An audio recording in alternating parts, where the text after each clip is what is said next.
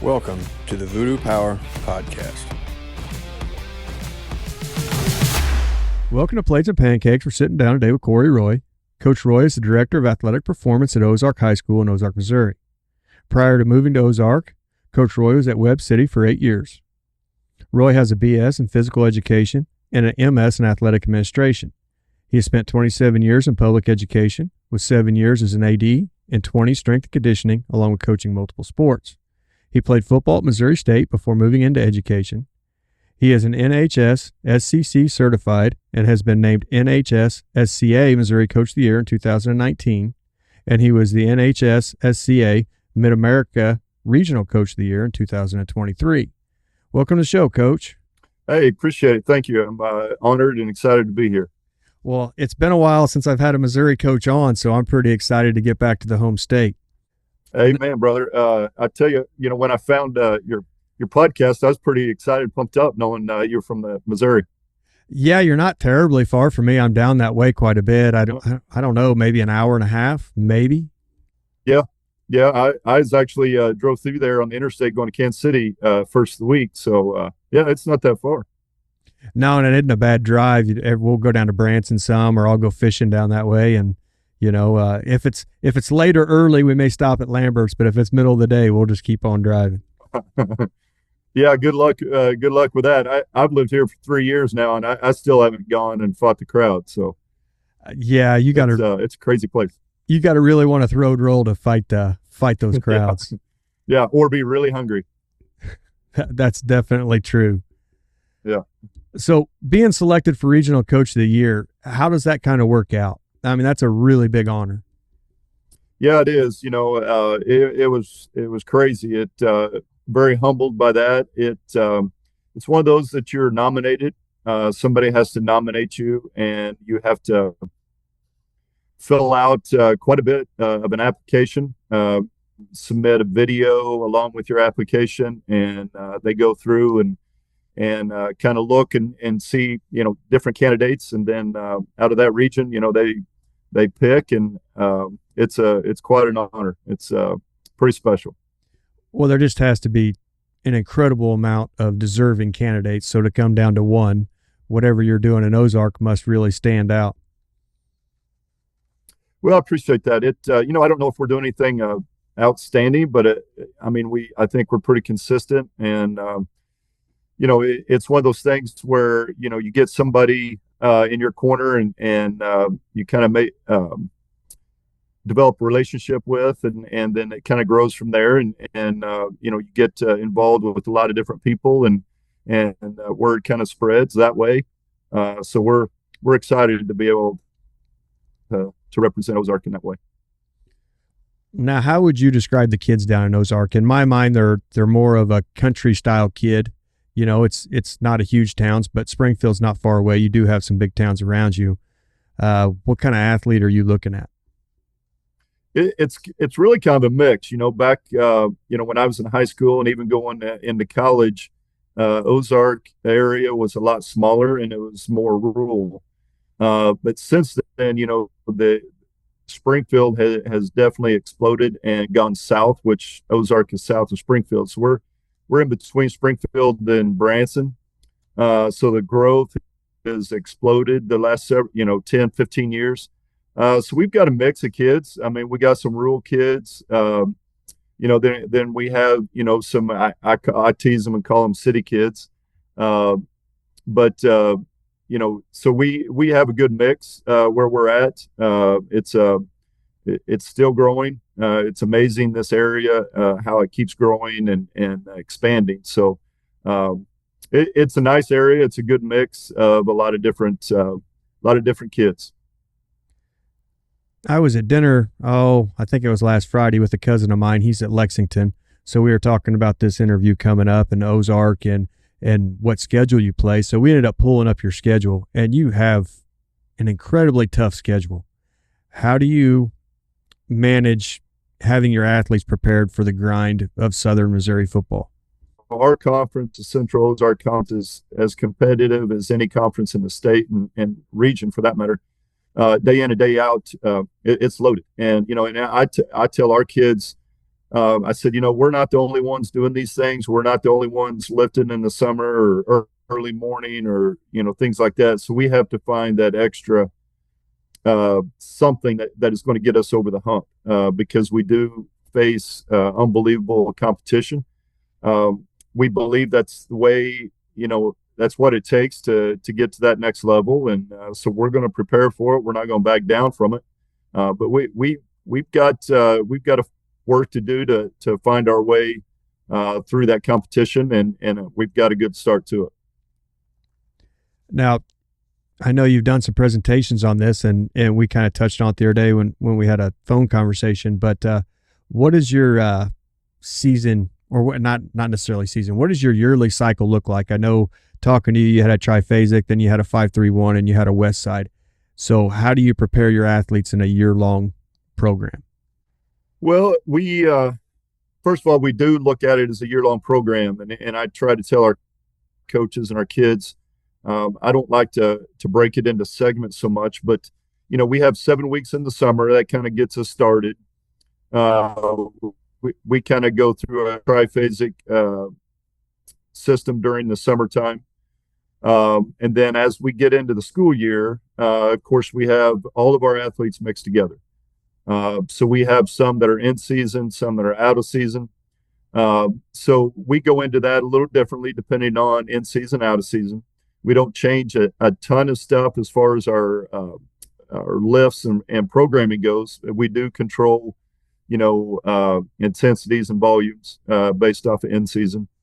Then we just, continue that through the end of the year. Then we got a pretty good break. Then we go right back into the summer, the next rotation. So we're trying to build at different times. I call them championship seasons, like the end of the fall season, end of the winter season, end of the spring season. So we're trying to build to those championship seasons, and peak during those times. During the summertime, we're trying to give them what they need, but not overdo it because, we know that during the summer our kids are maxed out as far as activities and volume. And so we really got to be smart during that time, with our speed work and conditioning and things. So it's a year-long process that, I try to break it down with our coaches and get their input and try to put it all together. And so they can kind of see where we're at and what we're coming from. And that way, if, they have questions or anything, then I can kind of show them, the whole picture and what we're trying to work for. Now, looking back at some of your Instagram videos and stuff like that for Ozark Strength, as you watch them, you see injured athletes, you see, ankles, wrists, whatever the case may be. Learning how to train around injuries and keep those kids in the weight room progressing where you can. What kind of struggle is that? When I first started it was uncommon. I will put it there. We're very blessed to have 2 athletic trainers on staff, and they show up to the school at the end of the day. So we do have some training sessions when they're on campus, and we would have some kids walk out of the weight room into the training room. And when I first got there, and that really surprised me. And I'm like, we're going to go at this a little bit different. And we would have kids come in and, just kind of sit there with, a boot on their foot or, arm in a brace or whatever. So, just changing that mentality and explaining to them, if you got a boot on your leg or on your ankle, I mean, you got 3 other limbs you can train. And there's definitely evidence of, working one side can actually benefit the other side. So we take it seriously. And I tell them, I'm like, we're going to train no matter what. We'll find something that you can do. We'll modify everything as needed. And that just that open line of communication, it's always about, hey, even if you got something going on, we're going to dress out, you're going to come in, and we're going to work together to figure something out. And now our athletes have really bought into that. They know that's going to happen when they come in, and they also know that I care about them and I care about their injuries and what they're going through. So I'm not going to do something crazy and stupid. And follow doctor's orders and all that. But at the same time, we know we can, get around some of that and still continue to build that strength and flexibility or mobility, whatever it may be.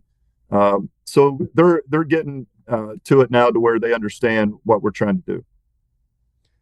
And I'm sure you have athletes that appreciate that. I mean, there's elite athletes out there that don't want to take the time off when they're injured. So having a coach and athletic trainers that kind of evaluate their injury and what they can do to keep them progressing has to have some carryover with them, I would imagine. Yes, I think it really does. That's a good point. I work really close with our athletic trainers, and they're on the same boat as I am. And I think it just means something to the kid that you're going to take the time to ask questions and figure out what's going on with them and maybe what they have that's bothering them or their injury, and kind of talk through it and say, hey, you got a shoulder that's messed up, but let's not forget about our lower half, and stay strong there and explosive where we can. And I do think they appreciate that. Now, one of the other things I kind of picked up from your Instagram is you guys have kind of taken nutrition to the next level. You put on seminars and classes for your parents or anybody in the community that wants to come and learn more about nutrition. I would imagine it attacks it from multiple situations, from the athlete to, your everyday average person. But how were you able to start that and get buy-in from the community and have people show up? Well, when I was going through the interview process, that was one of the things that I brought up was a factor for me, and a key point that I really wanted to push was the nutrition side of things. And when I came in, we did some rearranging in the weight room, and one of the corners of our weight room, we kind of made a nutrition center. We got in a big industrial sized cooler, two of them actually. And a rolling bar top cabinet and some storage.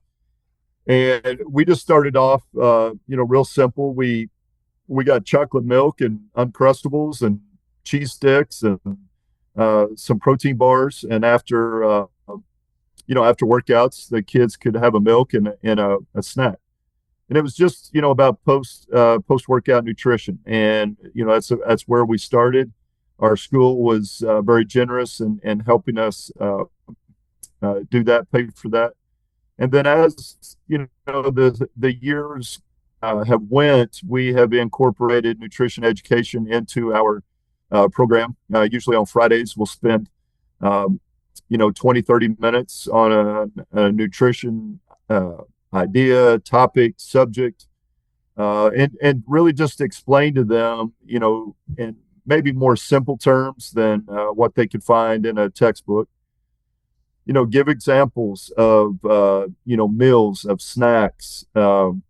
We partnered up with a company called Critical Reload, and it's a post-workout shake that we were able to get for our students as well. They have a lot of free nutrition information that we have utilized and actually hope to utilize some more that they give out. I worked with a local university, their sports dietitian that has given some talks, and we reached out to them. We've brought in some former college athletes to talk about, just how important nutrition has been to their program and their career. And so it's, it's vital. We all know that, they can come in and lift all they want, but if they're, not hydrating, not refueling, not sleeping, then, a lot of this goes for waste. So that nutrition is big for us. And I know, high school kids, teenagers in general, do not eat well, don't eat enough. So we're always trying to hammer that home to them and just the importance of it. And, trying to make it simple for them. And then at the same time, trying to educate our parents, because if the parents are on board and they're willing to commit, and, whether it's through groceries or, hey, let's go here or not go there, let's cook at home tonight. If they're willing to commit to that, then that really helps our student athletes. So that's what we're trying to do. Is our next step is really educate our parents, and And from there, hopefully that goes into our, the rest of our student body, and then, in the community, and hopefully get some of that information out.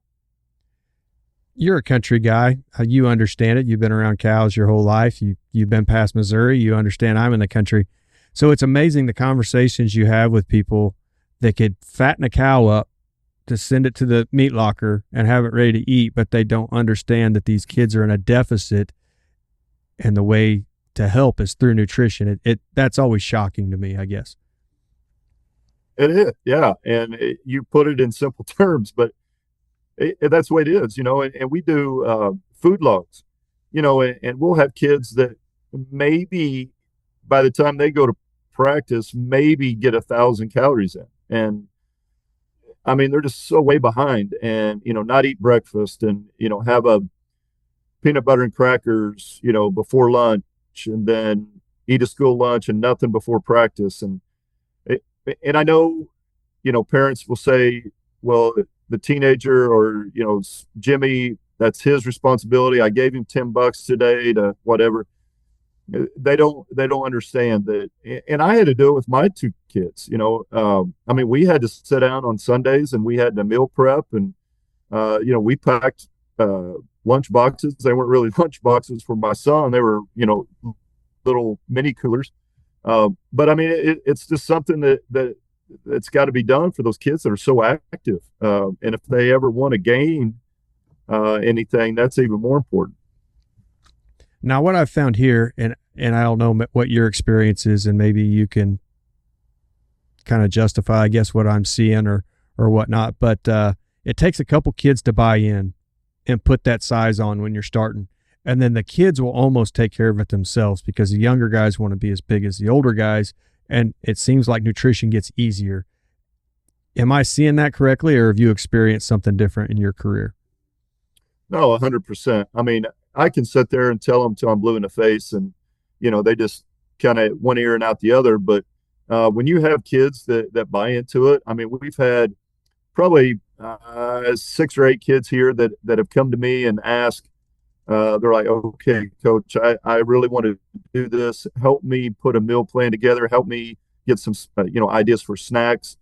And so these kids come in, and they've got snacks in their hand. They're drinking water all the time. They got, snacks after workout, snacks between classes, at lunch, before practice. They're hitting a protein shake after practice, and we had a kid last year that, I'm thinking of that, put on 13 pounds, from the start of the school to Christmas break. And, that really opened some eyes, and they're like, well, what did, Billy do? And I'm like, well, he's following through on what we talked about. You've actually got to do it.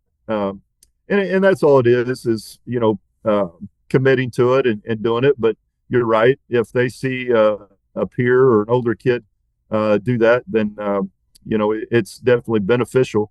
And I've seen it on the female side too.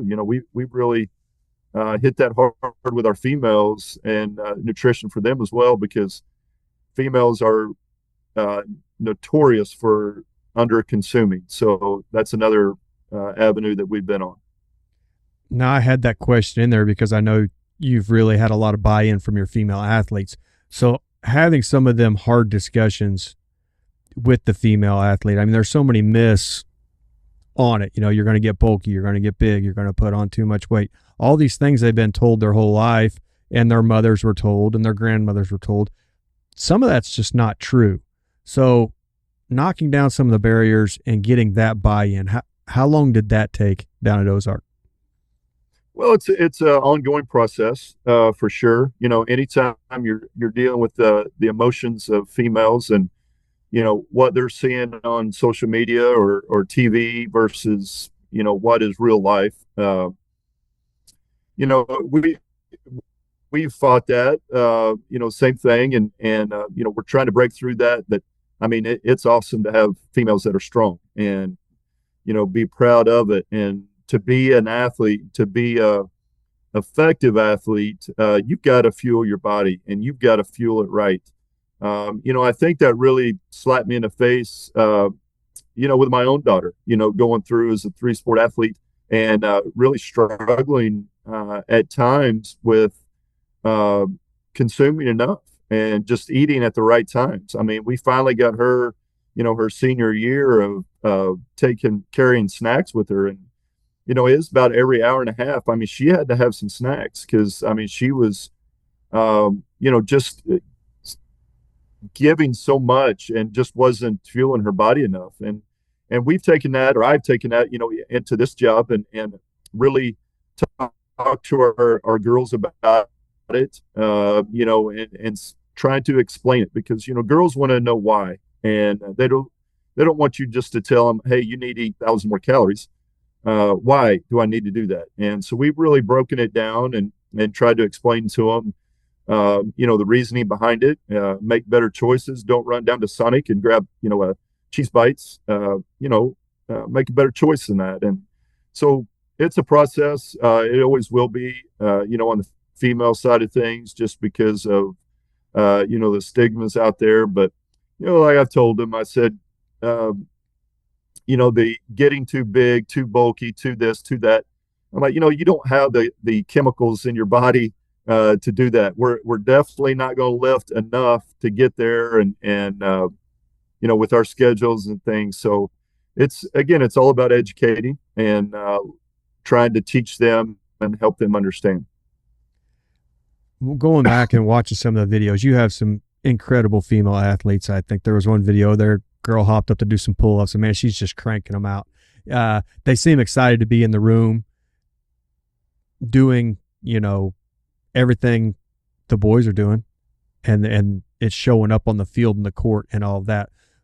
But the weight room isn't always a comfortable spot for a female to move into. So how did you make that more inviting to get so much buy-in? Well, first of all, I think you have to make them a priority. They have to feel welcome and that they are comfortable in that space. One of the things, we do, like, early morning workouts were mixed, all of our athletes together, and the boys would kind of come in and take over the racks, and the girls would kind of be standing in the corner, like, where do we lift? What do we do? So, I alternated racks. Every other rack was for girls. We would do that to start with. Everything is about meaning for them. And, when I talked to them, we would do athletes of the month. We had a boy and a girl, or anything that we test, we're all the time putting it up there. And one thing that I've really had to get accustomed to is not, when we have a girl that does something phenomenal, not saying or putting it out there as, hey, she's really strong for a girl, or this is a really good time for a girl. No, she's strong as a high school athlete, and she is fast. I mean, one of the fastest fly 10s I've ever had, was a girl.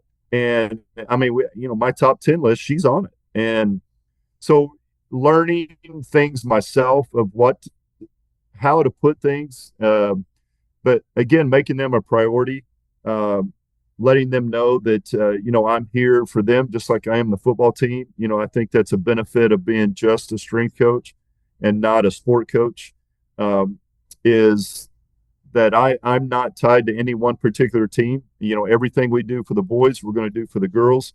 And it was kind of interesting to see, we had a time in there last year where, some girls were talking about, well, why don't we do the same lifts that the guys do? And I'm like, what are you talking about? And they're like, well, why don't we do the same type of lifts, like the deadlifts and, this sort of things? And I go, come here, I want to show you something. And I had both of the workouts, and they were the exact same movements. And I said, we don't do anything different than the boys do. I said, you guys are required to do the same sets, reps, exercises. So, you're on a level playing field with them. So then I think that helped to know that, hey, they're getting the same treatment as our guys do. But again, I think they have to feel valuable. They have to feel that, in that space, they're going to be taken care of and not ignored. And we have really worked hard on that, and I think it's paying off. Where I would say you really see the boom in that just across the state and really actually across the Midwest is the effort that they've put into women's wrestling. They've given them their own divisions. They've moved them over there, and you just see some savages on the mat. Those girls can really wrestle.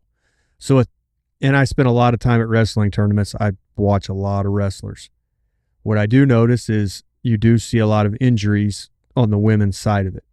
Now, as a strength and conditioning coach with athletic trainers in a big school that has female wrestling, how do you prepare them for the grind that's going to lay ahead of them?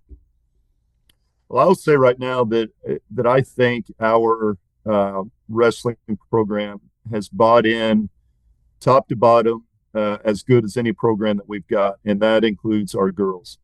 One of my favorite moments since I've been here is our wrestling coach sent me a picture this summer after one of their big camps, and it's all of our girls grouped together, and they've all got their sleeves up and they're flexing.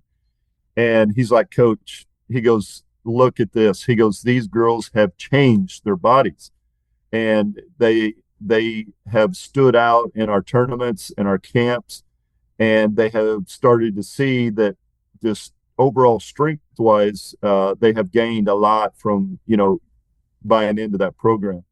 The girl you saw doing pull-ups, she's a wrestler. I mean, we've got some of our best female athletes in our wrestling program. They bought in. Coach does a great job of explaining and showing how that's going to benefit. And his daughter is one of them. And I mean, she has really bought in and changed herself, and it's going to have a great season. But it's exciting to see. We're in the weight room. I had a rule that everybody, of course, they have to wear shirts. We don't let our boys take their shirts off. And then one of our other rules is they have to have sleeves on. And of course, our guys like to get in front of the mirror and start flexing and certain things. So our girls, I've been excited to see them start rolling their sleeves up and start flexing in the mirror. So that means something to them. So that's exciting as well. Now, going a little further into wrestling, and this would be for both sides of it, boys and girls, you have a certain amount of time, and a lot of them, I don't know, down there, I know up here, a lot of them play football, so your time's very limited on what you can do with them. So how do you kind of structure that? Do you have your summer to build strength, and then as they move into season, you start backing the workload off and moving into a 5-3-1 or a west side to keep them fast? What are you kind of looking at to help that wrestling coach have a prepared wrestler to make a deep run in the spring? Well, our wrestling coach is he's one of our assistant strength coaches. He handles our freshman boys and freshman girls. So he has really bought in. But I tell you what, he doesn't back off on the strength work anytime during the season. He requires his wrestlers to get 4 days a weekend, and that is summer, fall, winter, spring, all year long.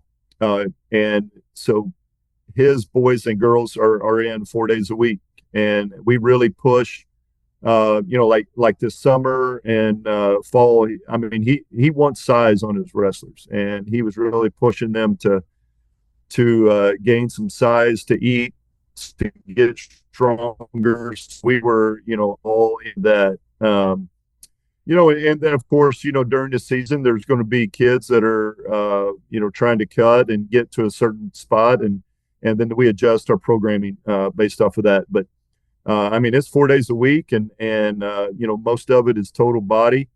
So, I mean, he wants his athletes, committed to it all year long, and he's very supportive of that. We've bounced around here a little bit, going down different paths and just kind of seeing what comes up. But what moved you into strength and conditioning? What kind of sold you on that's what you wanted to do for your career? Well, gosh, it goes way back to, I think it was my junior high days. I remember I had an older brother, and somebody, I guess my dad or somebody brought home it was a steel bar that had coffee cans on the ends of them filled with concrete. And I remember my brother and I going out in the garage or the shed out back, and we would just take turns, doing curls or lifting it over our head or doing squats or whatever. And he was always kind of my hero, and I watched him grow up. He was 3 years older than me, and I mean, he would do that every day. And so I'd start going out and doing it with him. Then I got into high school, and as a freshman, we started lifting weights, and I was involved in 3 sports. And it was kind of a deal. We had an award for kids that didn't miss a day in the summer, so I wanted to make sure I was doing that. And then as I grew, my goal was to play college athletics, and I wasn't a really gifted athlete.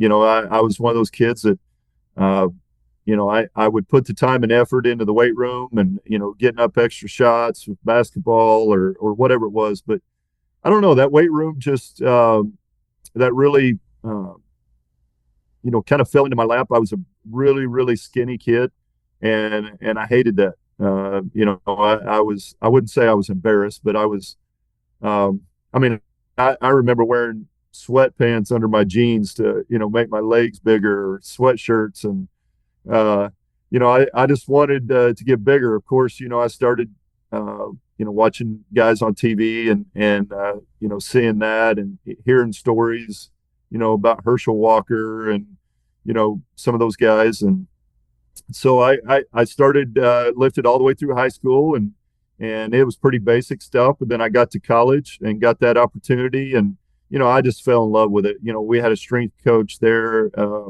His name was Kirk Woolfolk, and taught an unbelievable teacher, and very big on our Olympic lifts, and that was something I was good at. And it just kind of went from there. And I knew I wanted to coach.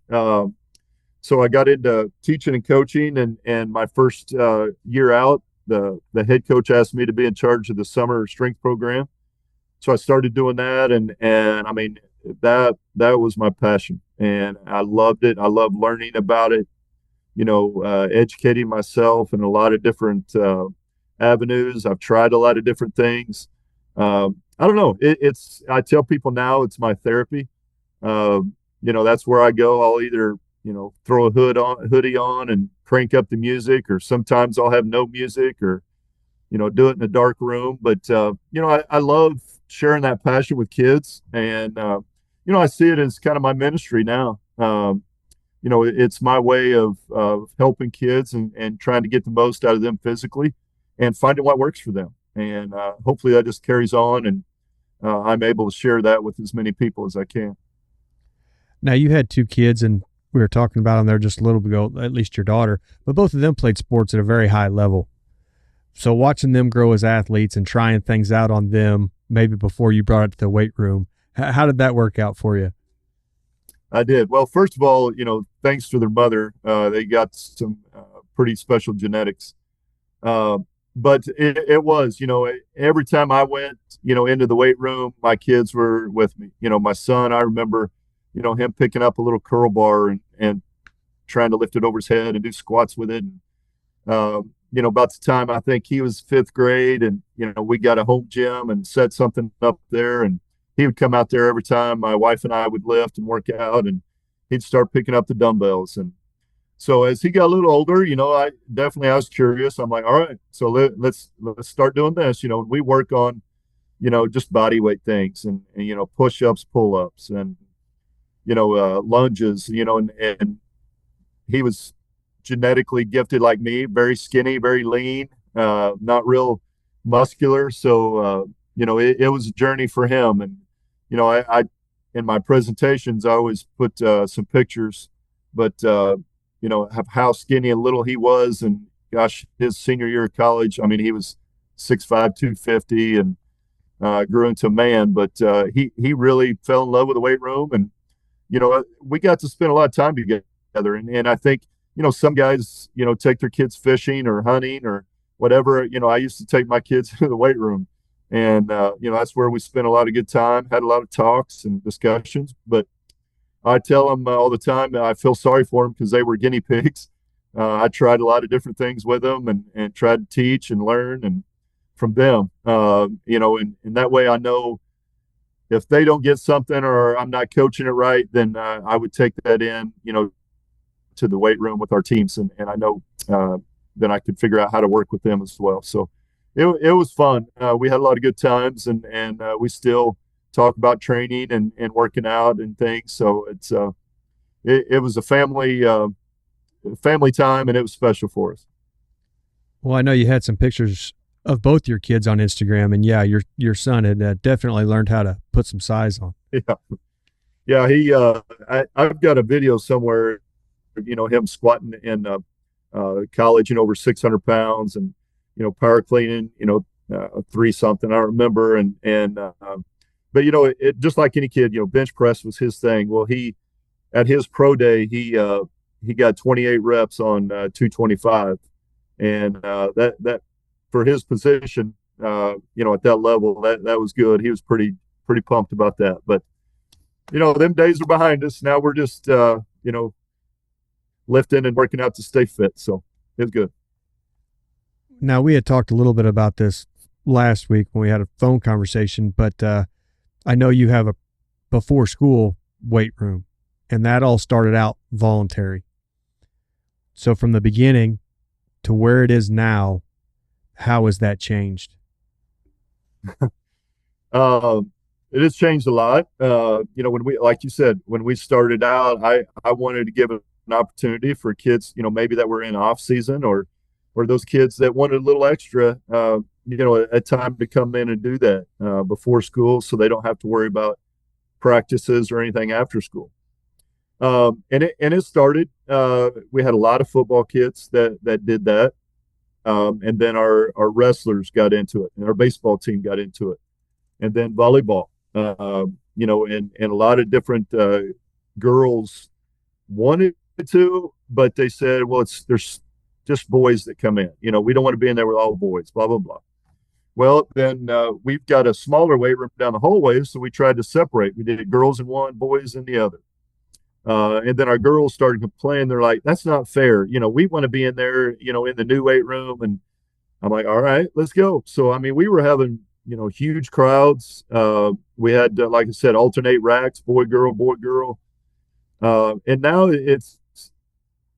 I don't know, we get work done, and it's valuable, but to me, it's more of I don't know. We have kids dancing, we have kids singing, we have high-fiving, we have competitions going on, we have, flex offs, all those sort of things. But it's about 30 minutes, 35 minutes of good hard work. And they're all mixed together, all of our kids, all of our athletes, 9 through 12, boys, girls. So, again, I think it's one of those culture things. The kids look forward to it now. And, so they get excited about it. Doing this, have you seen, like you were talking about the culture piece, have you seen or heard from other teachers how that's affected the whole school by adding this in and having a tighter knit, maybe, community?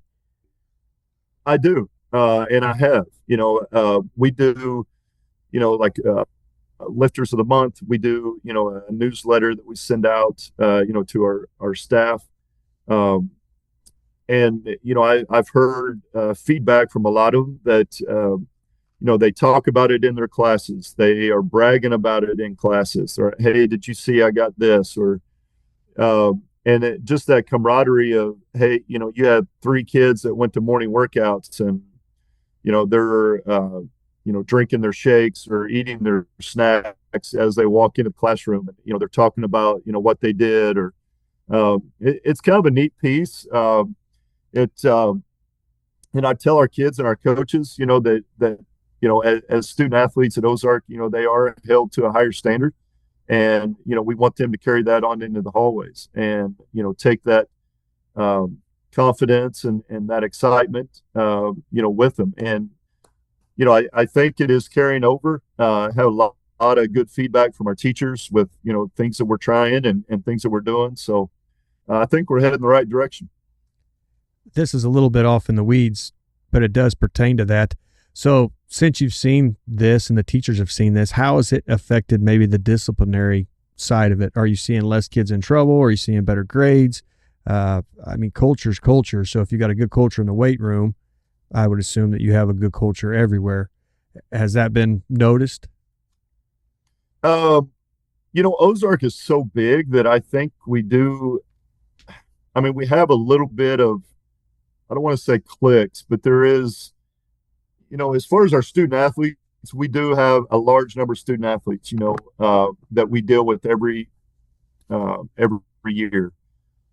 And within that group, that's part of our program, part of our athletic and teams and our activities, our dance, our cheer. That as where I'm sure in most places that shows that their grades are higher, their attendance is better, discipline is down. But those kids are your leaders. They're leaders in your school, and I think them as leaders having that mentality and that belief and that work ethic carried over into our school. I think you can see that. Now, like I said, Ozark being spread out in a large school. I mean, there's some kids that I never see or deal with. So it's something that we are trying to get our kids to, expand and work with some of those others and do those things to get them in and get them involved. You work with quite a few teams. I mean, like you said, Ozark's big. You have a ton of sports available to your student athletes. But talking to you, it seemed like maybe one of the unique ones that we wouldn't have thought about 10 years ago is the dance team.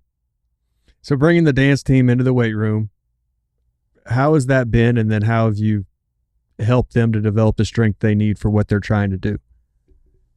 Yeah, just like, when I got here, there were some people kind of skeptical. And then, we started getting a few.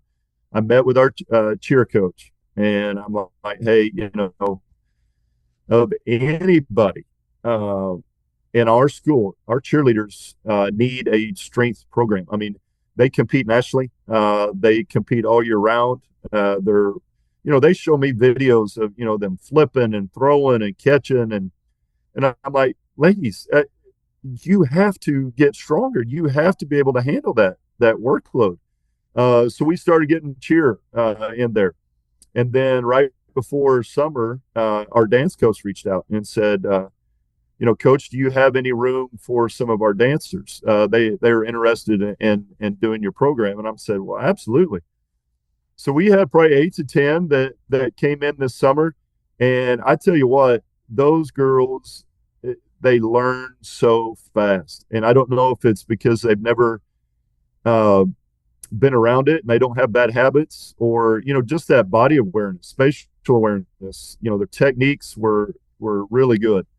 So I teased them, and I told the coach, I said, they had a great summer. I said, now let's get them in our class and and expand on it. So she was really pushing for them.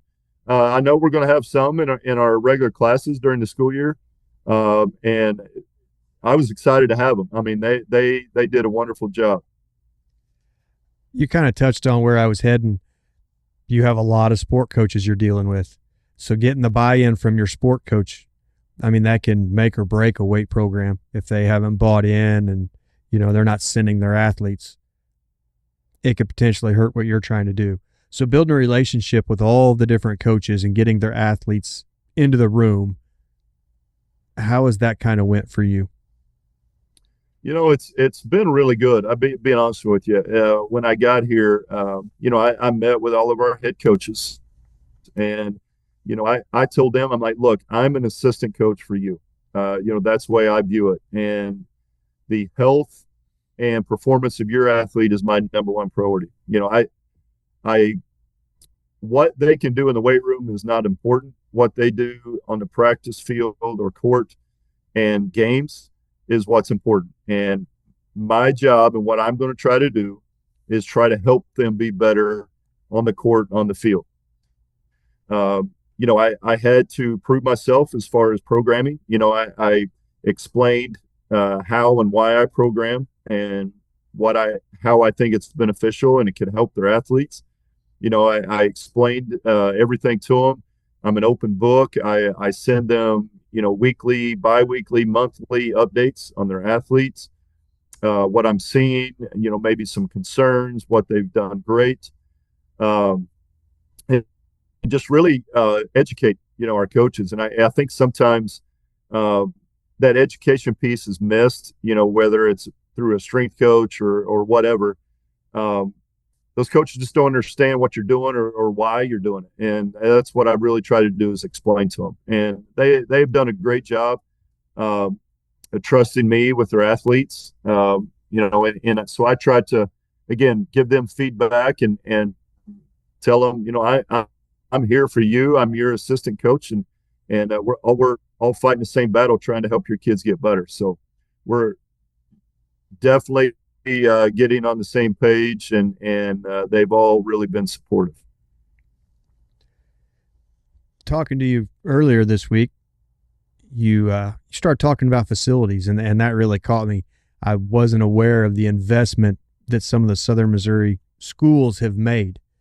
So coaching in Ozark and seeing all the changes and all the facilities that are being built for your athletes, and probably thinking back to when you were a kid and there just wasn't much. How much has changed down there? It's unbelievable, and what's getting ready to happen in this area is even crazier. We're in the process of getting a indoor turf practice facility. One of the first ones that I know of in this area, but I know several others that are going to be doing it, and plan to do it. I mean, our football stadium, baseball, softball, tennis, soccer, our basketball gym, we're building another gym, a practice gym, just for space. And it's a priority. And it's neat to see not only your community buy in, but your school system buy in and know that it is important.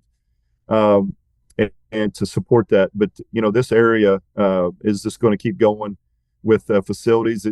I think I made the comment, I feel like it's kind of the SEC of high school in Southwest Missouri is, what this school gets, the next one is going to get something different or bigger or better or try to outdo them. So it's a competition, but it's benefiting our kids and our coaches. So that's a good thing.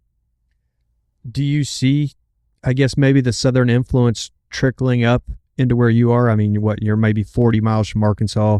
I'm not sure, I'm just spitballing here, but maybe 60 from Oklahoma.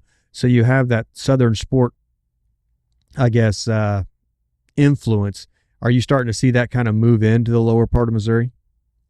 I do. I think that's happening. Just like we're talking here as a strength coach, I mean, Missouri does not have that many just full-time strength coaches.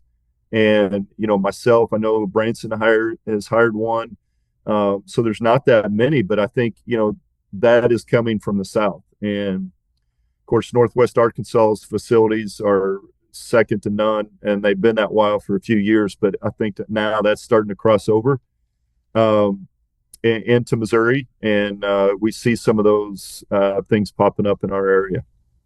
Yeah, to talk to just a strength and conditioning coach, it seems like the majority of the guys I talk to are out of the South. So like we said in the beginning of the podcast, it's great to talk to a Missouri guy that's doing it and seeing the change in our state. Yeah, it's, I think we're still baby steps as far as that goes. But it's exciting to see, schools that are coming through and committing to that and seeing that it's helpful. It's definitely a benefit to our programs. A lot of the coaches that I talk to daily, are from the South. And so, hearing what they do or what they get to do and, trying to add that to what we do is exciting, because, our program and our school is buying into it, and they see the importance. So the growth and everything that draws coaches to a facility like yours is amazing, but there's just a ton of coaches out there that are never going to have that. So if you had to start over and you had to leave the comforts of everything that you have around you, the big weight room, the new practice field that's going in and all of that, what are some staples and methods that you would take with you to try to help a smaller school develop what you have there now with the buy-in and the strength and conditioning? I guess no matter where I go or where I'm at, I don't know. I always consider myself a small town guy, old school. We got all brand new power lift racks, all new equipment.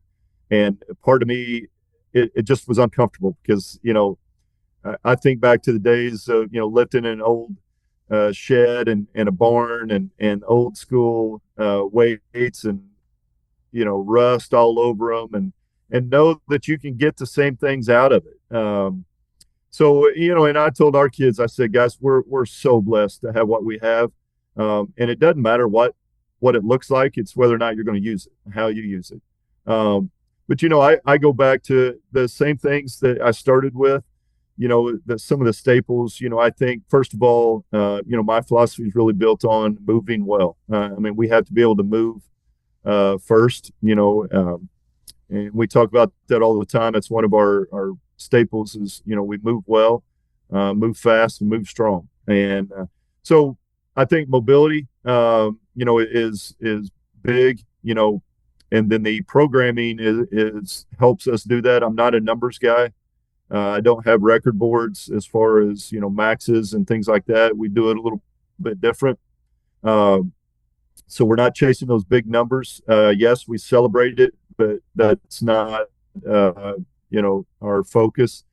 A place to sprint, place to jump. I love your videos, seeing your kids, there in the dirt floor and doing some of those things. And that's what we've done, get out and run and sprint and jump and get in there and in the weight room. And I still think, all high school kids need a lot of the same things. And, it's you gotta be strong. You got to build that armor and be able to move.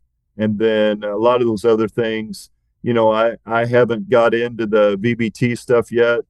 It just, I don't know. I wouldn't say I'm old school about it, but I'm just taking my time learning about it. But sometimes I think, that stuff, we lose focus. We got all the bells and whistles, but at the same time, you go back to what our kids need as teenagers, and learning their body and just, that general strength. And we're going to push, we're going to pull, we're going to squat, lunge. And you can do that anywhere. When my kids come home now, we've got a rack set up in the barn and we get out and, up and down the gravel road and do some of those things. So it doesn't matter where you're at, what you've got. You can find a way and I think those basic things will always be there. Kind of have that Rocky mentality that, sometimes less is more. It just comes down to how bad you want to get after it. Yeah, absolutely. And that's what I try to remind our kids, even though we have a state-of-the-art weight room and equipment and some nice toys to go with it. But, it all goes back to how you're going to use it. And again, it's all nice and good. And yes, our kids deserve it. But learning the mindset behind it and how you're going to attack that each day. So going into the future for Ozark strength and conditioning, what are your ultimate goals for the weight room? Where do you envision it by the time you retire? One thing I said when I came here, one of the concerns from some of our coaches was that a lot of our kids were going outside of school to get training. And doing some of those things. And we still have kids that do that. And I told them, and one of my goals would be that every Ozark student athlete would feel like Ozark strength is giving them what they need. Not only our kids, but also our parents and our community. That we don't need to go to an outside source to work on speed or to get extra lifting in or, do this or do that. And I'm not against it. I know some of the private sector guys and they do a wonderful job and they're really good at what they do. but I guess selfishly, I want our kids to buy in and to believe into our system.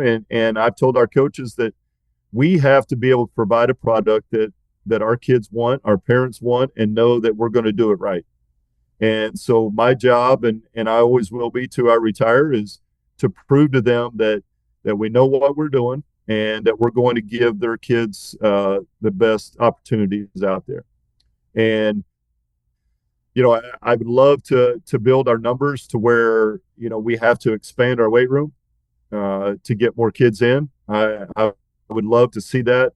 And again, it's one of those things that the more kids you get buy in, I think the better, and that will always be a goal of mine. Now, I know you have a lot going. We've been talking here for a while, but that leads into probably a question I'll wrap up with. The weight room is more than just moving weights. There has to be an education of what it takes to be at peak performance for parents and for athletes so that they can carry it on into the rest of their life. How do you educate athletes on what they're doing as opposed to just using rack coach or team builder or whatever? This is your reps. This is your set. Let's go. Let's get it done. How do you give them tools that they can carry on for the rest of their life? I take a lot of pride in educating our kids on how I program and why I program what I do. And I take the time to explain it to them. I may lose some of them may not care, and I tell them, and I take the time to do it, that I want you to better your performance for yourself here at Ozark High School.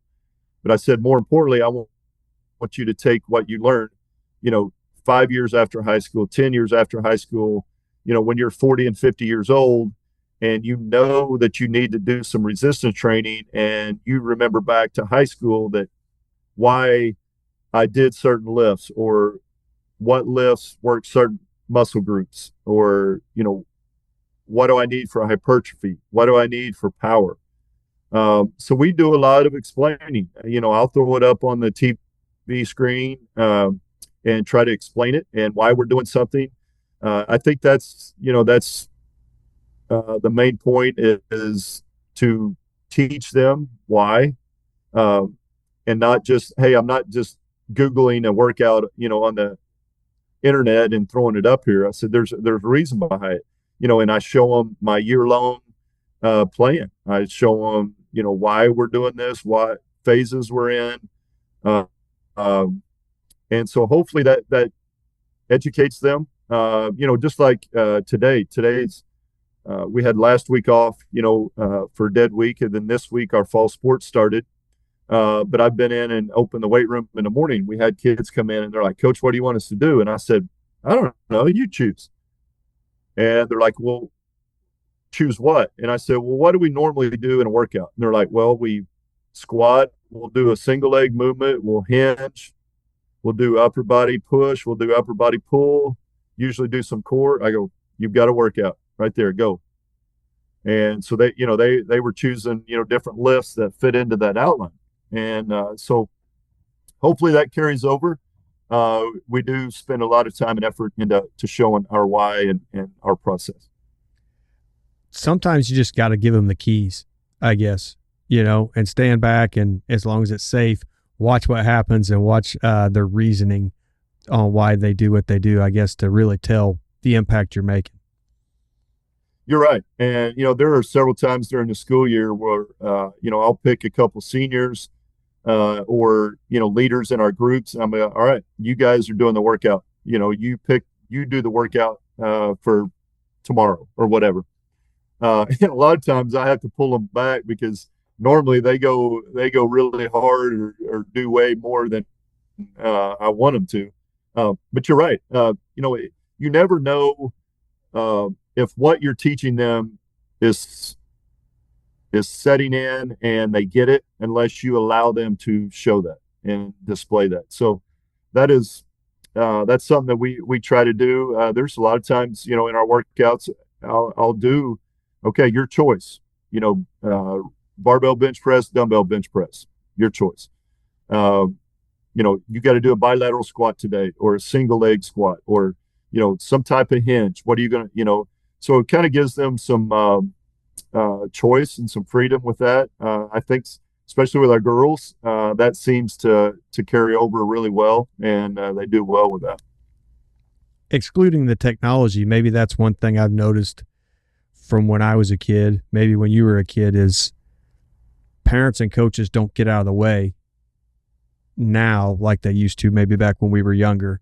They still kept an eye on it and things like that, but to learn, sometimes you just got to back away a little bit. You're right. And that, as soon as you said that, that made me think of my, the one thing that I've kind of based my education and raising my own kids around a phrase that I read in a book. And it's, prepare the kid for the path, but don't prepare the path for them. And, I think that carries over into a setting like this, that you got to show, you got to teach, and you got to let them be able to make mistakes and for them to figure it out. We're in a society where we don't let our kids fail. We don't want them to fail. And they have a hard time dealing with it. And the fear of judgment and the fear of failure, is huge. So we give our kids those opportunities, and hopefully, we're there to guide them and help them. But at the same time, they figure out their own path. I know I said I was wrapping up with that question, but I mean, there's some good stuff here to talk about. Sure. My brother, he coaches baseball here at Adrian, and at the end of the season, we had a chance to kind of kick back and relax. And I said, well, what did you take away from the season? What did you learn the most? And kind of what you said, he learned to just watch the mistakes. And yeah, you can be upset about them, but give the chance to the kid to explain why they did what they did. He said most of the time, the kid will give you a pretty good answer on why they did what they did. And then from that point, you can coach, as opposed to instantaneously getting mad and then creating that fear of failure like you just talked about. Oh, absolutely. And I wish I would have recognized that earlier in my career and even earlier as a parent. But as my own kids got older and as I've got more experienced in the coaching, that has helped me so much that, a kid, just like us as adults, I could countless times, just working with my dad today on the farm, I'm sitting there using a chainsaw and he's, in a backhoe to tell me what to do. But he knew I was doing some stuff wrong, but he let me do it and figure out, well, that's not going to work, and he'd just shake his head at me. But, as coaches, that carries over, whether it's on the weight room or on the field or on the court. And I just see it so much in our kids nowadays that they're just so scared to step out and do some of those things because of that. And, I think we can do a great benefit as coaches, as teachers, as parents, is to allow our kids to grow in that way and to allow them to make mistakes and start to figure it out on their own. That leads into a funny story. I cowboyed out in Montana for a little while, and I worked really closely with the boss's son. He was in high school, and I don't know, we were doing chores one day. We were going to a pasture, and he said, first time I got pulled over was right here. I was 8 and my brother was 10, and they were 5-6 miles from home in the feed truck driving down the highway. Work had to get done. It's just amazing the difference in culture of when you kind of turn the reins loose, I guess. Oh yeah, it is. And I think today's society, as time goes on, it seems like those reins are really, really short, and some of our kids are dealing with that, deal with it in education a lot. So it is, it's fun to see, different families and different kids and how they were raised and just the difference in some of that. Well, Coach, I appreciate all the time you've taken. Congratulations on Coach of the Year award. That's just phenomenal. And I'm glad we had this opportunity to kind of link up and do this. Absolutely, man. I tell you what, when I saw your podcast and got to see, and I've listened to most of your guests so far. Your guests are top notch, and I'm just very humbled and excited to be on here.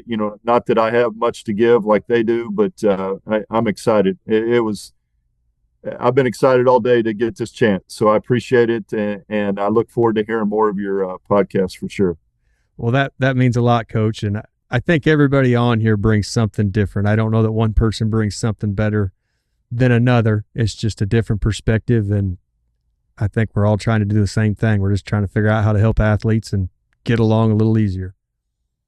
You're right. And I'm confident in what we do and know that it's good for some of our kids. And I just hope to share, maybe somebody else out there is in a similar situation, that, I'm an open book, and I love talking shop and doing these things. So, anybody wants to reach out, I'd be glad to chat and go from there. I love learning from other coaches just as well. Yeah. And, I got a hold of you on Instagram, Ozark Strength on Instagram. That worked out really good for me. I'm sure there's other way coaches or whoever can get a hold of you, but that is one avenue. Yep. Ozark Strength. We're on Instagram and Twitter, both. And through that, you can DM me and I can email or text or whatever, and we can go from there. Well, thanks for putting yourself out there like that, Coach. I know everybody needs a little help sometimes, so to have the availability of somebody that it really matters to surely will help. Well, yeah, no problem. Like I said, I learn from other people just as much, and I know situations are different, but if I can help with anything, I'd be happy to. Well, thanks, Coach, and I hope you have a great evening. I appreciate it. Thank you very much. You as well.